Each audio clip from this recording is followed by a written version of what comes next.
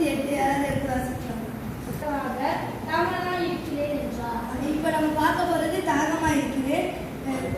தேசப்பாட்டை என்ன தாகம் இருந்ததுன்னு பார்க்க போறோம். மார்க் 15:23.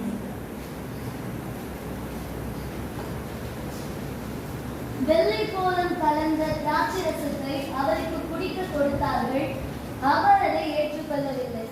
வெள்ளை கோலங்கிறது முச்செடியிலிருந்து தயாரிக்கப்படுகிற ஒண்ணு. அது ஒரு போதைன்னு சொல்லுவாங்க. அது மட்டும் இல்லாம அது ஒரு வாசனை திரவியம்னு சொல்றாங்க. யூத பெண்கள் அவங்க அந்த பாவிகளை சிலுவையில் அறையும் போது இந்த மாதிரி செஞ்சு போற வழியில எடுத்துட்டு போவாங்களாம். அவங்களுக்கு கொடுக்கும் போது இது அவங்களுக்கு ஒரு புண்ணியம் கிடைக்கும்னு நம்புறாங்க.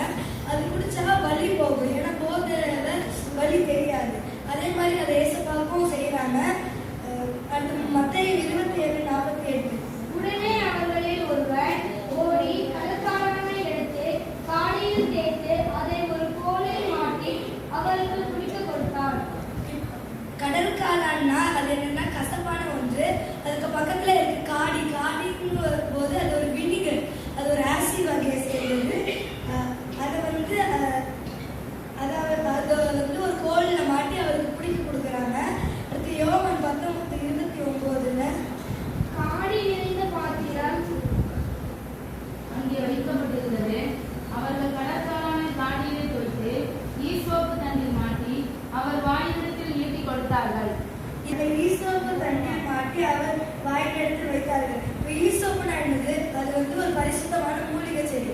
அதை சுத்திகரிப்புக்காக யூஸ் பண்றாங்க. தாவீது ராஜாவும் பாவ உணர்வு அடைஞ்சதுக்கு அப்புறம் 51:7 பாடுறாரு, ஈசோப்பினால் கழுவுன்னு பாடுறாரு. இப்போ ஈசோப்பு தண்ணீர் மாட்டாங்க. அதை குடிச்சோன்னா தாகம் குறையுமா? ஆமா, அதை குடிச்சோன்னா நம்மளுக்கு தாகம் குறையும். அப்ப ஏசப்பா அதை கேட்டது என்னன்னா, ஏசப்பட்ட இருந்தது சுத்திகரிப்பின் தாகம். அவர்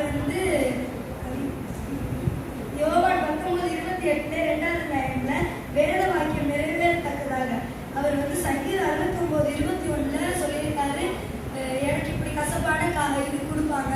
அதனாலதான் அவர் யோவான் 19:28 சிலுவையில் அறையும் போது அப்படி நேரம் முடிஞ்சதுன்னு தெரிஞ்ச உடனே தாகமா இருக்குன்னு அதனாலதான் கேட்டாரு. அப்போ ஏசப்பாட்ட